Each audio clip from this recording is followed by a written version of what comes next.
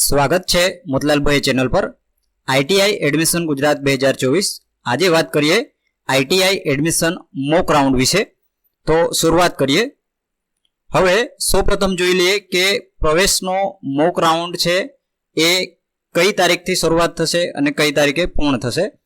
પ્રવેશનો mock round માટે choice ફિલિંગની તારીખ, merit લિસ્ટમાં વાંધાઓ તથા તે સુધારા વધારા માટેની તારીખ તો એ છે 3/7/2024 થી 7/7/2024 સુધી। એટલે આ તારીખ દરમિયાન તમે પ્રવેશનો મોક રાઉન્ડ માટેની ચોઇસ ફિલિંગ છે એ કરી શકશો। ત્યારબાદ પ્રવેશ મોક રાઉન્ડનું પરિણામ જાહેર કરવાની તારીખ તો એ છે 8/7/2024। તો આ ફક્ત છે મોક રાઉન્ડ માટેનું। તો સૌપ્રથમ સમજીએ કે મોક રાઉન્ડ એટલે શું।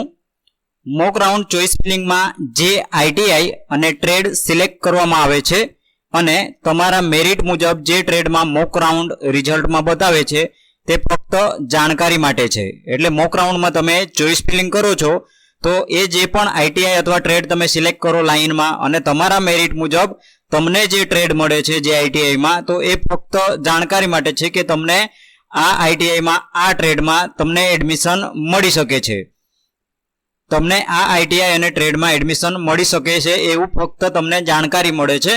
તો આના દ્વારા તમને ખ્યાલ આવે કે આ આઈટીઆઈમાં આ ટ્રેડમાં મારા મેરિટ મુજબ મને મળી શકે છે, બરાબર। તો તમે પછી પ્રથમ રાઉન્ડમાં છે એ તમે ફેરફાર કરી શકો છો। મોક રાઉન્ડમાં મળેલ રિઝલ્ટ ફાઇનલ હોતું નથી, પ્રથમ રાઉન્ડમાં મળેલ રિઝલ્ટ ફાઇનલ ગણાય છે।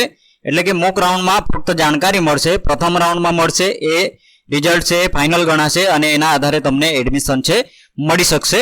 મોક રાઉન્ડમાં મળેલ રિઝલ્ટ જોયા બાદ આઈટીઆઈ પર ડોક્યુમેન્ટ બતાવવા જવું નહીં, એટલે કે વેરિફિકેશન કરવાનું રહેતું નથી। પ્રથમ રાઉન્ડમાં મળેલ રિઝલ્ટ મુજબ આઈટીઆઈ પર ડોક્યુમેન્ટ વેરિફિકેશન થાય છે, એટલે કે પ્રથમ રાઉન્ડમાં મળ્યું એ એડમિશન ફાઇનલ ગણાય છે અને ત્યારે તમારે ડોક્યુમેન્ટ વેરિફિકેશન છે અને ફી જમા કરવાનું છે એ બધું પ્રથમ રાઉન્ડનું રિઝલ્ટ આવ્યા બાદ થશે। ત્યારે તમારે ડોક્યુમેન્ટ ત્યાં વેરિફિકેશન કરવાના રહેશે અને ફી છે એ જમા કરવાની રહેશે।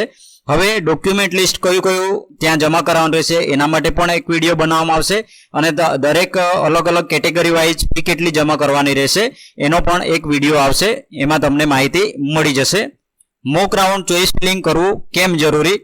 મોક રાઉન્ડ ચોઇસ ફિલિંગમાં તમને જે આઈટીઆઈ અથવા ટ્રેડમાં એડમિશન જોઈએ છે તે સિલેક્ટ કર્યા બાદ તમને જાણકારી મળે છે કે તમારા મેરિટ મુજબ ક્યાં એડમિશન મળી શકે છે, તેના આધારે તમે પ્રથમ રાઉન્ડમાં ફેરફાર કરી શકો છો। કે આના દ્વારા મોક રાઉન્ડ દ્વારા ફક્ત તમને ખબર પડશે અથવા તો કોઈક ભૂલ થાય કે ઉપર નીચે કે જે આઈટીઆઈ અથવા ટ્રેડ સિલેક્ટ કરવામાં ભૂલ થઈ હોય તો એ મોક રાઉન્ડમાં તમને ખ્યાલ આવી જશે, તો પછી તમે પ્રથમ રાઉન્ડમાં એમાં સુધારો કરી શકશો। મોક રાઉન્ડમાં ચોઇસ ફિલિંગ કર્યા બાદ પ્રથમ રાઉન્ડમાં તમે મોક રાઉન્ડમાં કરેલ ચોઇસ સેવ હોય છે તેમાં તમે ફેરફાર કરી શકો છો।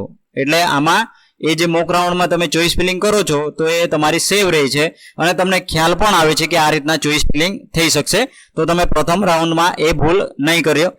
મોક રાઉન્ડ ચોઇસ ફિલિંગ ક્યાંથી કરી શકાય, તો મોક રાઉન્ડમાં ચોઇસ ફિલિંગ આઈટીઆઈ એડમિશન વેબસાઇટમાં તમારા એકાઉન્ટમાં લોગિન કરીને કરી શકાશે, બરાબર। તો હવે એ તમે ક્યાંથી કરી શકશો, તો તમે તમારા મોબાઈલ અથવા કમ્પ્યુટરમાં જાતે પણ ચોઇસ ફિલિંગ કરી શકો છો।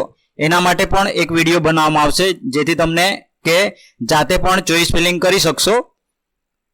બીજું છે બહાર કોઈ પણ કમ્પ્યુટર પર ચોઇસ ફિલિંગ કરાવી શકો છો અથવા તમારા નજીકની આઈટીઆઈ હેલ્પ સેન્ટર પર જઈને ચોઇસ ફિલિંગ કરાવી શકો છો। જો તમને નથી ફાવતું અને તો તમે નજીકની આઈટીઆઈ અહીં વિના મૂલ્ય હશે કે તમે આઈટીઆઈના હેલ્પ સેન્ટર પર જઈને ચોઇસ ફિલિંગ કરાવશો તો તમારા પાસેથી કોઈ ફી લેવામાં આવશે નહીં, તો અહીં વિના મૂલ્ય હશે ચોઇસ ફિલિંગ કરાવવાનું।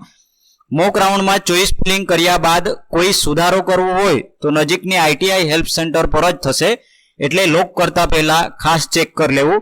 એટલે તમે આ બે જગ્યાએ કરાવશો તો તમારી ભૂલ થઈ જશે, સુધારો થઈ શકશે નહીં, નજીકના આઈટીઆઈ હેલ્પ સેન્ટર પર જવું પડશે। હવે તમારે ખાસ કે આઈટીઆઈ હેલ્પ સેન્ટર પર જઈ અને જો તમે ત્યાં ચોઇસ ફિલિંગ કરવા માંગો છો તો એક કાગળમાં તમારે લખી લઈ જવાનું કે આ આઈટીઆઈમાં આ ટ્રેડમાં મારે ચોઇસ ફિલિંગ કરાવવાનું છે। એવું જરૂરી નથી કે એ જે આઈટીઆઈ કે તમે જે આઈટીઆઈ એડમિશન લેવા માંગો છો એ જ આઈટીઆઈમાં જવું પડે એવું જરૂરી નથી।